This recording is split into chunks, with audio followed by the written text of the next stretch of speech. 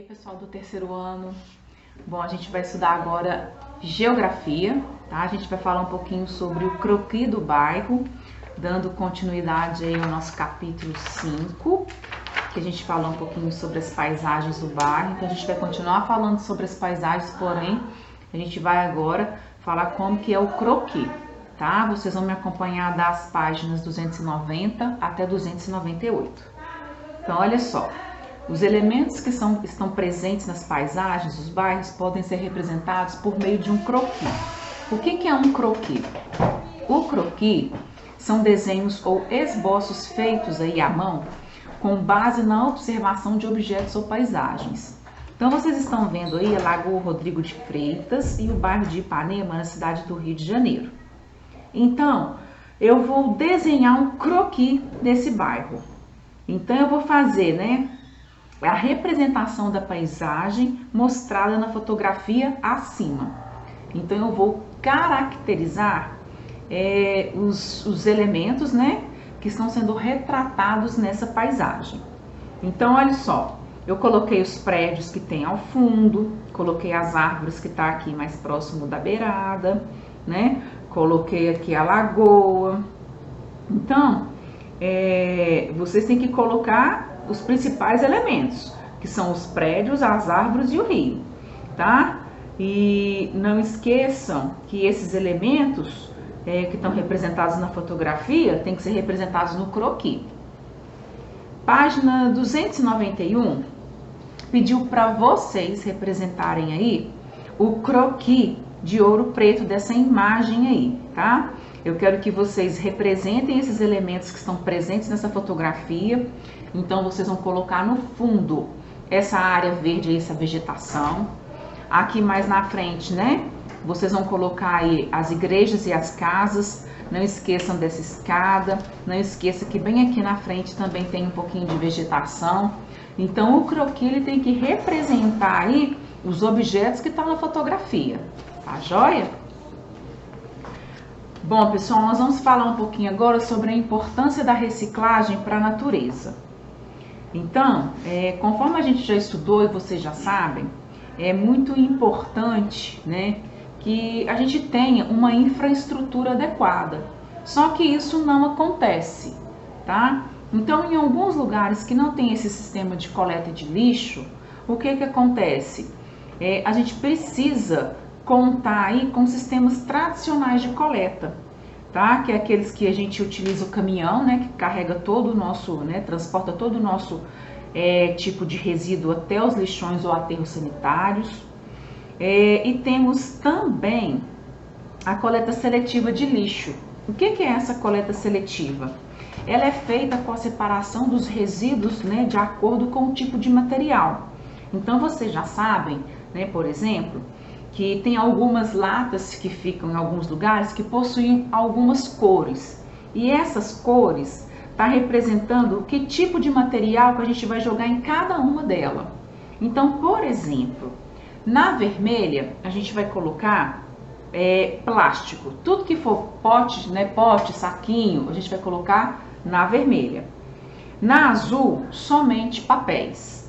Na amarela nós vamos colocar metais. Na verde, os vidros, e na marrom a gente vai colocar os resíduos orgânicos, tá?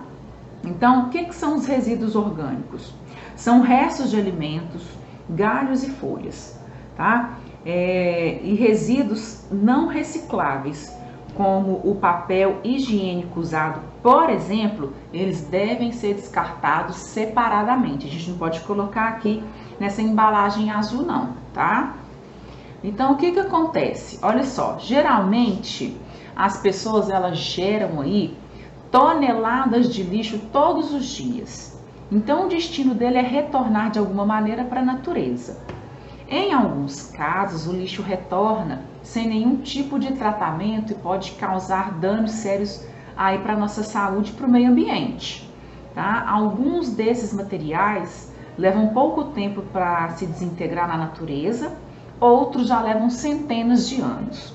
Então a gente tem, por exemplo, a casca de fruta da banana.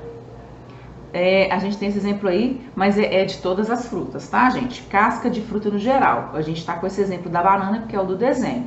Gasta em torno de 3 meses, tá?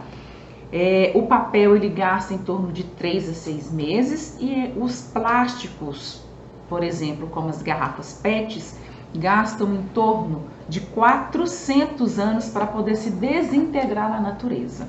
Então, são muitos e muitos anos. Então, a coleta seletiva, o objetivo dela é diminuir a quantidade de lixo acumulado e descartado no meio ambiente. Além disso, a gente conta aí com a reciclagem dos materiais, né, que acaba reduzindo a necessidade de exploração de recursos da natureza, como madeiras e os minerais, para a fabricação de novos produtos. Então, para que a coleta seletiva tenha sucesso, a gente precisa fazer a separação desses materiais em casa antes de descartar e até mesmo nos nossos bairros onde não existam os coletores seletivos. Basta a gente separar os plásticos, os vidros e os metais e os papéis de outros materiais não recicláveis e de resto de alimentos, tá bom? Aqui na página 294 tem atividades para vocês resolverem. 294 até a página 298 tem algumas atividades. Na questão número 1, vocês vão ordenar as sílabas e descobrir o nome do material reciclado. Depois vocês vão ter que fazer uma pesquisa na internet, tá? Para poder saber quanto tempo que esse material leva para se decompor, tá bom? E depois que vocês responderem e preencher o quadro, vocês vão responder as questões abaixo, mas vocês precisam colocar o tempo de decomposição, senão vocês não vão conseguir fazer a letra A, a letra B e a letra C, porque precisa dessa informação, tá? Na questão número 2, vocês vão identificar os resíduos reciclados, aí numerar conforme a lixeira correspondente. Então, eu vou dar um exemplo. Nós temos aqui a caixa de papelão. Então, o número dela é o número 4, que é onde está o papel. Está escrito aqui, papel número 4. Tá? Quanto tempo que ele leva para se decompor aí no meio ambiente? A gente já viu aqui atrás que o papel gasta em torno de 3 a 6 meses para se decompor, correto? Assim vocês vão fazer com os demais. Reutilizar para conservar. Vocês estão observando aqui na página 296 que tem alguns materiais, tá? Que eles servem para produzir outros. Então, a gente reutiliza materiais para diminuir a quantidade de descarte no lixo, né? E também para adquirir novos produtos.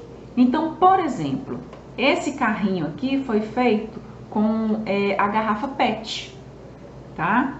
Nós temos esses vasos de flores aqui feito com pote de vidro. Embaixo a gente tem essa cadeira aqui, né? Esse móvel ele foi feito com madeira reutilizada. E nós temos os balanços que foram feitos com pneus usados. Olha que bacana.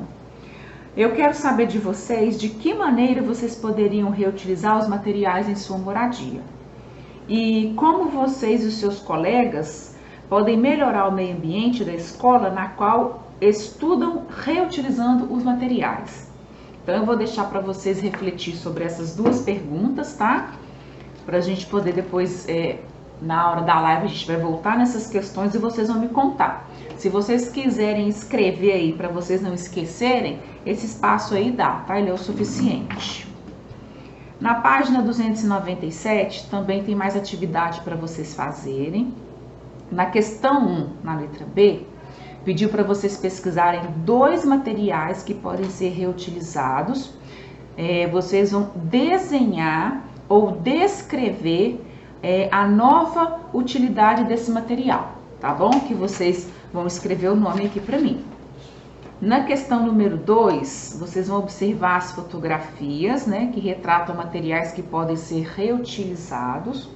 Aí vocês vão pintar cortar os quadrinhos com a cor correspondente aos objetos que esses materiais podem ser transformados. Depois vocês vão escrever 2 objetos que você conheça que pode ser produzido com um destes materiais, tá ok? Tá bem tranquilo de fazer, tá bem fácil, é só vocês prestarem bastante atenção, tá joia? Então tchau, tchau, gente!